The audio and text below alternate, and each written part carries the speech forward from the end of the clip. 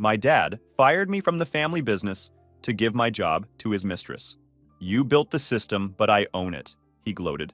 I left quietly, but I took the admin passwords and the encryption keys to the proprietary software I wrote. The company server is now a brick, and his mistress is asking why payroll bounced. Hey Reddit, so my dad fired me from the family business I helped build from the ground up, gave my position to his mistress, looked me dead in the eyes and said, "You built the system, but I own it." I didn't argue, I didn't beg, I just walked out with a smile. What he didn't know was that I took the admin passwords and encryption keys to the proprietary software I personally wrote. That software ran literally everything: payroll, inventory, client databases, scheduling, quality control, all of it. The company server is now an expensive paperweight, and his mistress is apparently very confused about why everyone's paychecks bounced last Friday. Let me back up and give you the full picture here. I'm Ethan, 31 years old, and up until 3 weeks ago, I was the Chief Operations Officer and sole IT Administrator for my family's manufacturing business, Hartley Industrial Supply. We make specialty fasteners and hardware components for aerospace and automotive companies. Not glamorous, but extremely profitable when you have the right contracts and know how to deliver consistent quality. My dad, William Hartley, started the company in 1994 when I was a baby. For the first 15 years, it was a small operation running out of a warehouse in Ohio. Nothing fancy. A few employees, basic equipment, handwritten invoices, and a lot of hustle. My mom handled the books while my dad sweet-talked clients and managed production. Standard small business stuff that required both of them working 60-hour weeks just to keep the lights on. I grew up in that warehouse, literally. My mom used to set up a playpen in the corner of the office so she could keep an eye on me while processing orders. Some of my earliest memories are the smell of machine oil and the sound of equipment running. By the time I could walk, I was toddling around the production floor watching the machinists work. They used to give me little scrap pieces to play with, metal bits and bolts that I'd arrange in patterns on the floor. When I got older, I spent my summers sweeping floors, sorting inventory, and eventually learning how to operate the machines myself. By the time I was 16, I could run the CNC equipment better than most of the full-time employees. My dad used to brag about me to his buddies at industry events. "That's my boy," he'd say, slapping me on the shoulder. "Going to take over this whole operation someday. 4th generation if you count my grandpa's machine shop." Those words meant everything to me back then. I genuinely believed I was being groomed to inherit the family legacy. So when I went to college, I didn't pick some random major that interested me. I specifically chose computer science with a minor in business administration because I knew where manufacturing was heading. Automation, digital systems, data management. Industry 4.0 was coming, and I wanted to be ready. I wanted to bring Hartley Industrial into the modern age. I wanted to prove to my dad that his faith in me was justified. And that's exactly what I did. After graduating in 2015, I came back to work for the family business full-time. By then, the company had grown to about 30 employees and was doing decent revenue, but the infrastructure was a complete mess. My mom had passed away 2 years earlier from cancer, and without her organizational skills, the administrative side of things had fallen apart. Nobody had realized how much she was actually holding together until she was gone. They were still using paper filing systems. Scheduling was done on a whiteboard that got erased and rewritten so many times you could barely read it. Payroll was calculated manually with spreadsheets that looked like they were designed by someone having a seizure. I found errors in the books going back 3 years. Clients were getting invoiced for the wrong amounts. Orders were getting lost. It was chaos. I spent the first 2 years completely rebuilding everything from scratch. I didn't just buy some off-the-shelf software and call it a day. I designed a custom enterprise resource planning system specifically tailored to our manufacturing processes. I'm talking inventory management that tracked every single component in our warehouse down to individual lot numbers, production scheduling that optimized machine utilization and automatically adjusted for maintenance windows, quality control tracking that logged every inspection and flagged potential issues before they became problems, client relationship management with full history of every order, every communication, every complaint, automated invoicing that generated accurate bills based on actual production data, payroll processing integrated with time tracking and benefits administration, comprehensive reporting dashboards that gave management real-time visibility into every aspect of operations. The whole package, custom built, from the ground up. This wasn't something you could download or buy a license for. I wrote this system myself, line by line, over 200,000 lines of code over a period of about 4 years, Starting when I was still in college and continuing after I joined the company full-time, I integrated it with our machinery, so production data fed directly into the database in real time. I built custom APIs that connected with our clients' procurement systems for seamless ordering. I created automated alerts for maintenance schedules, inventory reordering, and compliance deadlines. The system was called Hartley OS. My dad thought the name was cute when I presented it to him. He had no idea what he was looking at. To him, it was just computer stuff that made the screen show numbers. He didn't understand that I had built the entire nervous system of his company. Within 3 years of implementing Hartley OS, our efficiency improved by 40%. We reduced labor costs through better scheduling. We eliminated ordering errors through automated verification. We could take on twice as many clients without hiring additional administrative staff because the system handled most of the paperwork automatically. The company's revenue went from $3 million annually to over $11 million. Suddenly, my dad was playing golf with CEOs and getting invited to industry conferences as a visionary entrepreneur who had transformed his traditional manufacturing business into a model of modern efficiency. I never got credit for any of it. Not publicly, anyway. In private, my dad would sometimes pat me on the back and say, "Good work, son." But in interviews and at conferences, he talked about implementing cutting-edge technology and strategic modernization, like he had personally designed the systems. Like he knew what a database schema was or could explain what an API did. I told myself it didn't matter. The company was doing well. I was making a decent salary. And someday, this would all be mine anyway. That's what family businesses are about, right? Building something together for the future. Sacrificing individual recognition for collective success. What a naive little fool I was. Things started changing about 2 years after my mom passed. My dad began working late more often, taking business trips that seemed to have very little business involved, coming home smelling like perfume that definitely wasn't any brand my mom ever wore. He started caring more about his appearance, got a gym membership, started dressing better. Classic signs. I'm not stupid. I knew what was happening. But I kept my mouth shut because confronting my dad about anything has never gone well for me. The man has the emotional intelligence of a cinder block and the temper to match. Growing up, I learned pretty quickly that questioning his decisions led to nothing but lectures about respect and knowing my place. Plus, I figured what he did with his personal life was his business. My mom was gone. He was allowed to move on. I didn't expect him to spend the rest of his life alone. Then I met her. Her name was Bridget Taylor, 34 years old, blonde, former pharmaceutical sales rep. My dad introduced her as his executive assistant at a company dinner about 18 months ago. She showed up in a dress that cost more than most of our floor workers make in a week, hanging on my dad's arm like she'd been surgically attached. I knew immediately what she was. The way she looked at the company, at the building, at the equipment. She wasn't looking at a business. She wasn't seeing the years of work and struggle that had gone into building something from nothing. She was looking at assets. Dollar signs practically reflected in her pupils. During dinner, she asked my dad questions about revenue and profit margins and growth projections. Not the questions someone asks when they're genuinely interested in the business. The questions someone asks when they're calculating their potential cut. The thing that really got me was how fast she inserted herself into operations. Within 2 months of being hired as an assistant, she was attending management meetings. Within 4 months, she had an office next to my dad's. A corner office that used to belong to our VP of operations before he retired. She redecorated it with expensive furniture and artwork that had nothing to do with manufacturing. Within 6 months, she was making decisions about vendor contracts and employee schedules without consulting anyone. She fired 2 longtime employees because they were underperforming, based on metrics she barely understood. She changed our primary materials supplier to a company that gave her some kind of kickback. I found out later from the procurement manager that the new supplier's prices were actually higher, but Bridget had overruled his objections. I brought this up to my dad once. Just once. We were in his office, and I tried to frame it as carefully as possible. I said something like, "Hey, I'm not sure Bridget has the background to be making procurement decisions.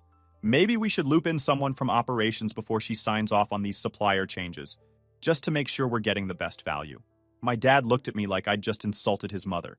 His face went red and his jaw tightened the way it always did before he started yelling. "Bridget has a business degree and 15 years of corporate experience," he said, his voice clipped. "She knows what she's doing. Maybe you should focus on your computer stuff and let the adults handle the business side." The adults. He actually said that. To his 30-year-old son, who had literally built the systems that made his company functional. To the person who had sacrificed his 20s to turn his dying legacy business into a profitable enterprise. I let it go because what else was I going to do? Make a scene? Threaten to quit? He was my father. I thought we were building something together. I thought blood meant something.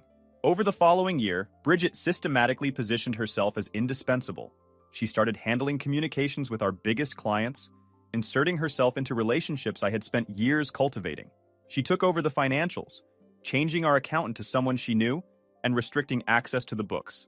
She inserted herself into every major decision while simultaneously isolating me from the process. Meetings I used to attend were suddenly executive level only. Information I needed to do my job properly was suddenly on a need-to-know basis. Projects I had been leading were reassigned to consultants Bridget brought in from her network. And through it all, my dad just smiled and nodded along. He was completely blind to what was happening. Or maybe he just didn't care. He had a pretty woman telling him how brilliant and successful he was every day. What was his awkward tech nerd son compared to that? I should have seen it coming. The signs were all there if I'd been willing to look at them honestly. But I guess I still had some stupid hope that blood meant something. That the years I'd put into building this company meant something. That my dad actually cared about me beyond what I could do for him. The first real warning sign came about 3 months ago. Bridget hired a new IT consultant without telling me. Just showed up one Monday with some guy named Trevor following her around, asking questions about our network infrastructure. Mid-20s. Preppy clothes. The kind of guy who says synergy unironically and thinks knowing how to use Excel makes him a tech expert. When I asked what was going on, Bridget smiled that fake smile she always wore and said she was exploring options for system optimization. I explained as patiently as I could that I had designed and maintained our entire IT infrastructure personally. That I knew every line of code, every server configuration, every security protocol. Trevor couldn't optimize anything without my involvement, because I was the only person who understood how it all worked together. Bridget smiled at me the way you'd smile at a child who just said something dumb. That's exactly why we need redundancy, Ethan. What if something happened to you? The company can't be dependent on one person. That's just basic risk management.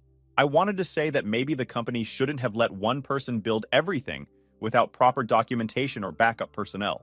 That maybe if they'd invested in an actual IT department, instead of just dumping everything on me while taking all the credit, we wouldn't be in this situation. That maybe if my dad had listened to the 3 separate proposals I'd made over the years about hiring additional technical staff, we'd have the redundancy she was suddenly so concerned about. But I didn't say any of that. I just nodded and told Trevor I'd be happy to walk him through the systems whenever he was ready.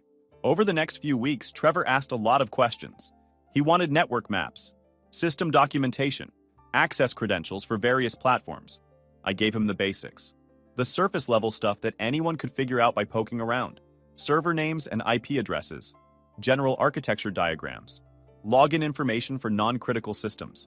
But when he started asking about Hartley OS specifically, about the source code, about the encryption keys, about how the core systems actually functioned, I got real careful real fast. See, here's the thing about Hartley OS. I built it on my own time, using my own equipment before implementing it at the company.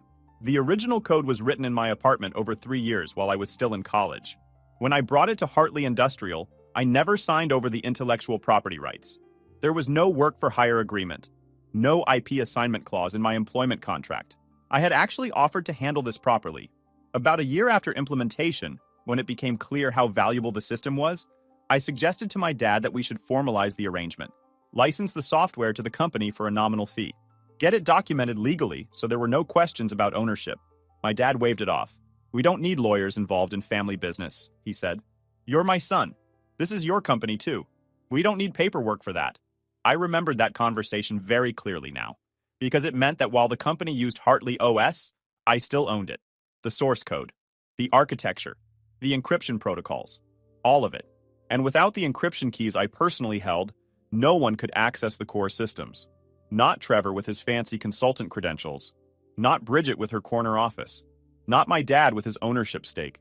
So when Trevor asked for full administrative access for auditing purposes, I told him I'd need to get approval from my father directly. Written approval. He seemed annoyed but didn't push it. I assumed that was the end of it. I assumed wrong. 3 weeks ago, my dad called me into his office for what he described as an important meeting about the company's future direction. Bridget was already there when I arrived, sitting in one of the leather chairs like she owned the place, which I was about to learn she basically did. My dad was behind his desk, looking uncomfortable. He couldn't meet my eyes. That should have been my first clue. He was never uncomfortable about anything. The man had the self-doubt of a charging bull.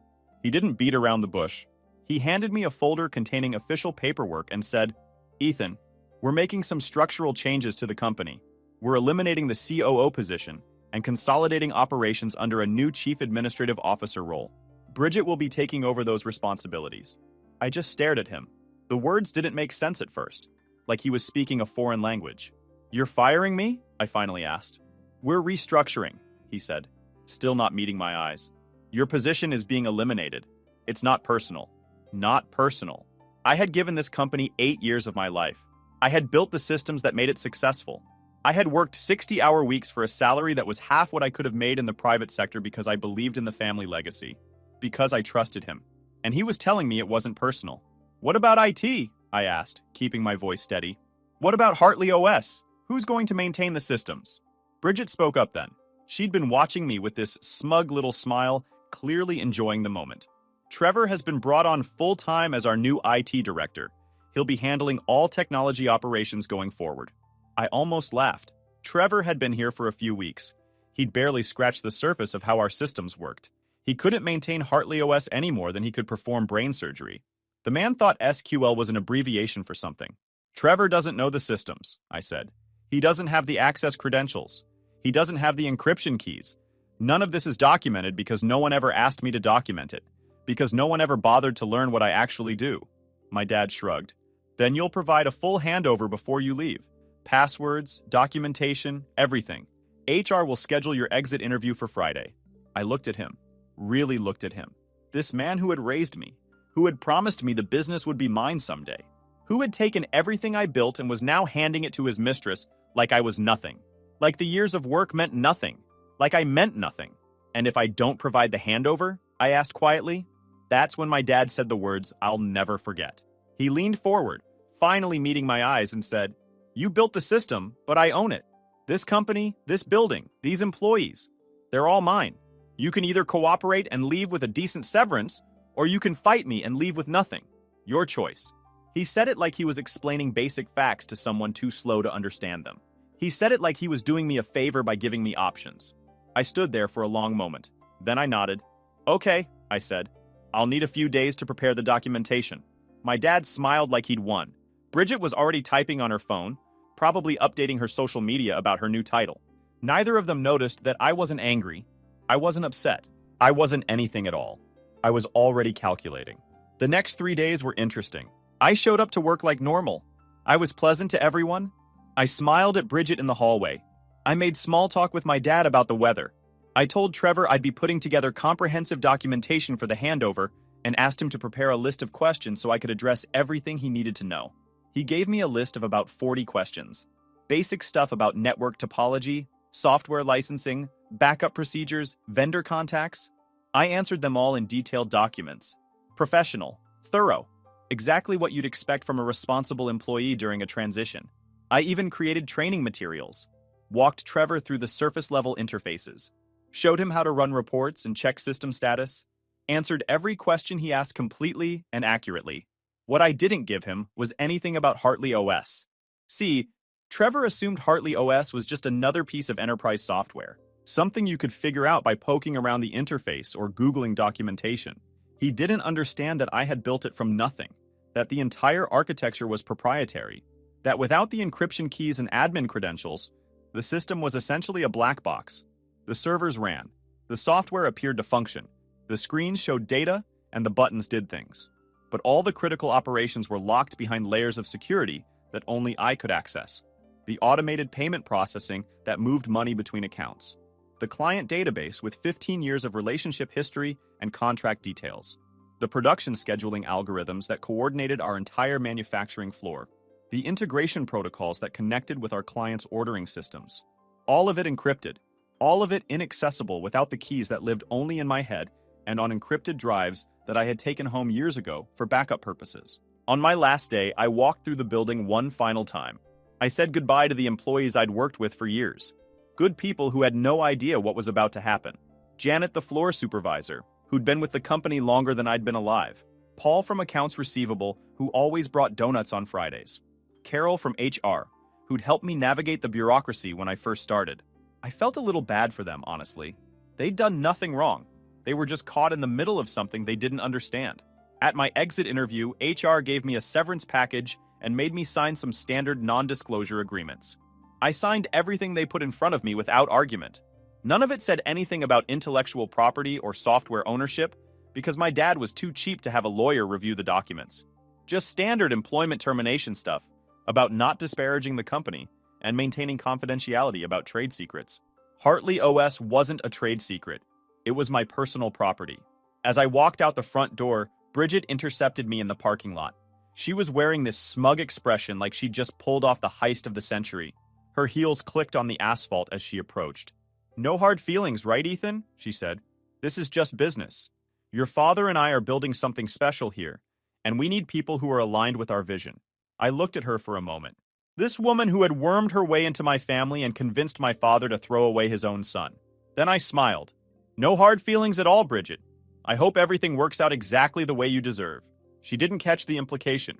She just smiled back and click-clacked away in her expensive heels. I got in my car and drove home. Then I turned off my phone and slept better than I had in months. The first call came on Monday morning. I was making breakfast when I saw Janet's name on my phone. She was practically hyperventilating. "Ethan, I know you don't work here anymore, but something's wrong with the system. None of the production schedules are loading. The machines won't start their automated sequences. Trevor's been trying to fix it all morning, but he can't access anything."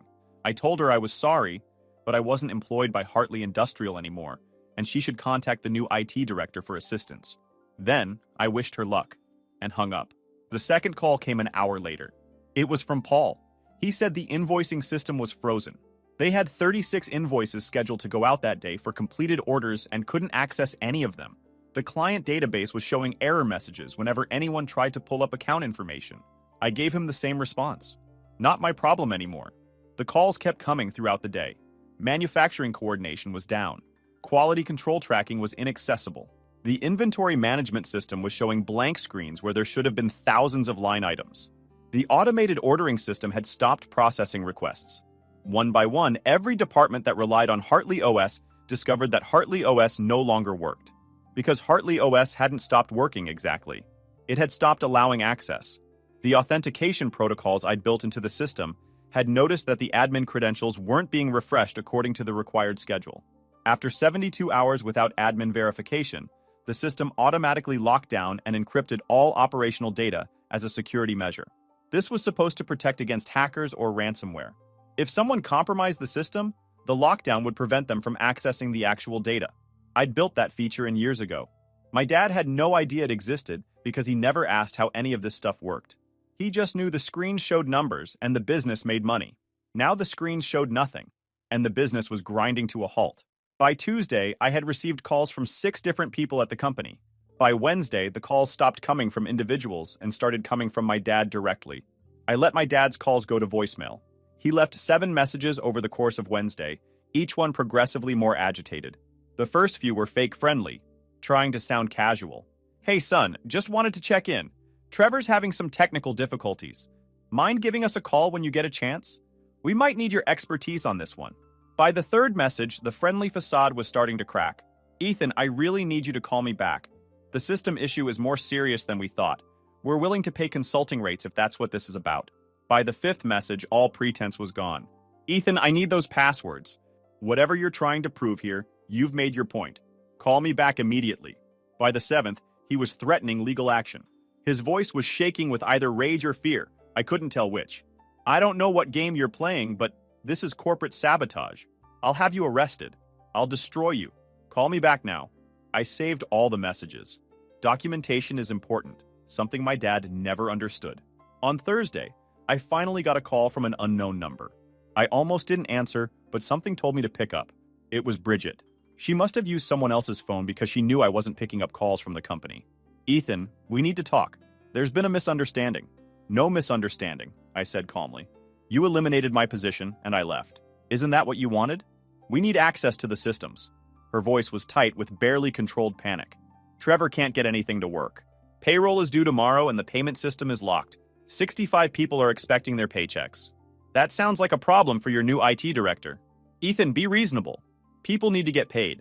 Whatever issues you have with me or your father, these are innocent people who depend on those paychecks. Then maybe you should have thought about that before you fired the only person who knew how to run the systems. Or before you assumed you could just take what I built without consequence." There was a long pause. When Bridget spoke again, her voice had lost its fake sweetness. The mask was completely off now. "Your father will sue you into oblivion. You'll never work in this industry again. I'll make sure of it. I look forward to explaining in court how I own the intellectual property to Hartley OS and never signed any agreement transferring those rights to the company. I also look forward to explaining how my father verbally confirmed that arrangement by saying we didn't need lawyers involved in family business. I'm sure the judge will find that very interesting." I hung up. Friday was payday, or it should have been. From what I heard through the grapevine, about 65 employees showed up to work expecting their direct deposits to hit their bank accounts at midnight Thursday. When the money didn't appear, calls started flooding into HR first thing Friday morning. The HR manager, Carol, tried to manually process payroll, but couldn't access the banking integration or the employee payment records. Everything was locked in Hartley OS. She couldn't even see what each employee was owed because the compensation data was encrypted along with everything else. By noon, employees were leaving. Some were angry, shouting at managers who had no answers for them. Some were scared, worried about rent payments and bills that were due. A few of the longtime workers called me directly, not to yell, but to ask what had happened, what was going on, whether this was some kind of mistake. I explained that I'd been fired, and the company had failed to ensure proper system transitions before terminating the person responsible for those systems. I told them I was sorry, and that they should file wage complaints with the state labor board if they weren't paid within the legally required time frame. Within a week, Hartley Industrial was dealing with a mass exodus. 8 employees filed formal wage complaints. 2 quit on the spot and found jobs elsewhere. The remaining staff was demoralized and distrustful. But the employee problems were nothing compared to the client problems. 2 of our biggest clients paused their contracts because their orders weren't being processed. They needed parts for their own production schedules, and we couldn't deliver. One aerospace company that represented nearly 30% of our revenue sent a formal letter threatening to terminate their relationship entirely if the delivery timeline issues weren't resolved within 10 business days. My dad tried to hire emergency IT contractors to break into the system. He brought in 3 different firms over the course of a week. They all told him the same thing. Without the encryption keys, they'd have to rebuild everything from scratch. The estimated timeline was 4 to 6 months minimum. The estimated cost was over $200,000 just for the initial assessment and system reconstruction. Meanwhile, I had already been contacted by 2 competitors who had heard through industry channels that Hartley Industrial was having major operational problems. They wanted to know if I'd be interested in bringing my expertise to their companies. One offered me a salary nearly double what my father had been paying me. I told them I was exploring my options. 2 weeks after my departure, I received a certified letter from an attorney representing Hartley Industrial. They were demanding I turn over all company property, including passwords, encryption keys, source code, and any documentation related to Hartley OS. I read it twice, then called my own attorney. Yes, I had gotten a lawyer by this point, a very good one who specialized in intellectual property disputes. I'd actually contacted her within a day of being fired because I knew this was coming. My lawyer sent a response letter explaining the situation in clear legal terms. Hartley OS was my personal intellectual property, developed before my employment and never formally transferred to the company. The system had been licensed for use by Hartley Industrial through an informal arrangement, but that license was now terminated following my separation from the company. Any continued use of Hartley OS without proper licensing would constitute copyright infringement. Furthermore, I was under no obligation to provide access to software I owned, and any attempt to compel such access would be vigorously defended in court. My lawyer also noted that I had properly turned over all company-owned equipment and property during my exit, and that passwords and encryption keys to personally owned software did not constitute company property. The response from my dad's lawyer was basically a lot of huffing and puffing about how I was acting in bad faith and violating my fiduciary duties to the company. They threatened litigation. They threatened criminal charges. They used a lot of legal language that was clearly designed to intimidate. My lawyer responded by pointing out that I had been terminated without cause, that no transition plan had been implemented despite my offers to assist, and that the company's failure to properly document and secure its own systems was not my responsibility. She also noted that intellectual property ownership was a civil matter, and that claims of criminal behavior were without legal merit.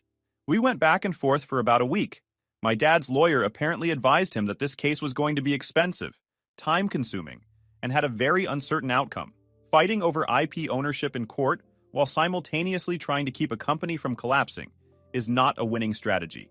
My dad finally called me himself about a month after everything started falling apart. This time, I answered. He didn't say hello. He just started talking. His voice sounded tired, older than I remembered. Ethan, I don't understand why you're doing this. I'm your father. This is your family's company. You're destroying everything I built. I let him finish. Then I responded. You didn't build Hartley OS. I did. You didn't understand it. You didn't appreciate it. And you didn't protect it. You just assumed it would always be there because I would always be there. And then you fired me to give my job to your girlfriend. Bridget is a business partner. Our relationship is irrelevant to company decisions. Dad, the only thing Bridget is partnered with is your bank account. She doesn't know anything about manufacturing. She doesn't know anything about our clients. She doesn't know anything about the systems that run this company. She just knew how to tell you what you wanted to hear. There was a long silence on the other end of the line. What do you want? He finally asked. Money? Your job back? Just tell me what it will take to fix this. I don't want anything from you, I said. I wanted a father who valued me. I wanted to build something together. I wanted the future you promised me when I was a kid, sweeping floors in your warehouse. But you made it very clear that none of that matters to you. So what? You're just going to watch the company collapse? Watch all those people lose their jobs? Your mother helped build this company too. She'd be ashamed of what you're doing. That was a low blow, bringing up my mom. But I didn't take the bait. Those people lost their paychecks because you fired your IT guy without understanding what he did. That's on you. I gave 8 years to this company, and you threw me out for a woman you've known for 2 years. You told me you owned everything I built. Well, now you get to find out exactly how much of what I built you actually own. I hung up the phone. Over the next 3 weeks, I watched Hartley Industrial fall apart piece by piece. First, the aerospace company pulled their contract. 30% of revenue gone overnight. My dad scrambled to find alternative clients. But word had already spread through the industry that Hartley Industrial was having serious operational problems. Nobody wanted to risk their supply chain on a company that couldn't even process payroll. Then the state labor board got involved. The wage complaints had triggered an investigation. Inspectors showed up at the facility asking questions about payment records and employment documentation. Records that were all locked inside Hartley OS. My dad had to hire an emergency accounting firm to reconstruct 3 months of payroll data from bank statements and check stubs. Cost him $40,000. 2 more clients pulled out. Then another. The production floor went from 3 shifts to 2, then down to 1. My dad had to lay off 20 employees because there wasn't enough work to keep them busy. And then Bridget left. I heard about it from Janet, who called me one evening just to vent. Apparently, Bridget had been skimming money from the company accounts for months. Small amounts at first, then larger sums as she got bolder. When the financial records became accessible again through the emergency accounting reconstruction, my dad finally saw what she'd been doing. Nearly $80,000. Gone. Transferred to accounts in her name, then moved somewhere else before anyone could trace them. My dad confronted her. There was apparently a lot of yelling. Bridget denied everything at first, then switched tactics and tried to blame me for the missing money. Said I must have programmed the system to steal from the company. My dad didn't buy it. For once in his life, he actually saw through her lies. She packed up her corner office and left that same day. Didn't even say goodbye to anyone. Just loaded her expensive artwork into her expensive car and drove away. Last I heard, she'd moved in with some real estate developer on the other side of the state. Already working her way into his business, probably running the same playbook. I almost felt sorry for the guy. 6 weeks after everything started, my dad's lawyer reached out to propose a settlement. They wanted to license Hartley OS properly and have me provide the necessary access to restore operations. In exchange, they offered a one-time payment of $50,000. I countered with my actual terms. $200,000 in licensing fees for the past 8 years of use. Monthly licensing fees going forward of $5,000. Full credit as the creator of Hartley OS in all company materials. And a formal written apology from my father, acknowledging my contributions to the company. They came back with a counteroffer. $150,000 upfront, $3,000 monthly. Credit as creator. No apology. I held firm on everything except the apology.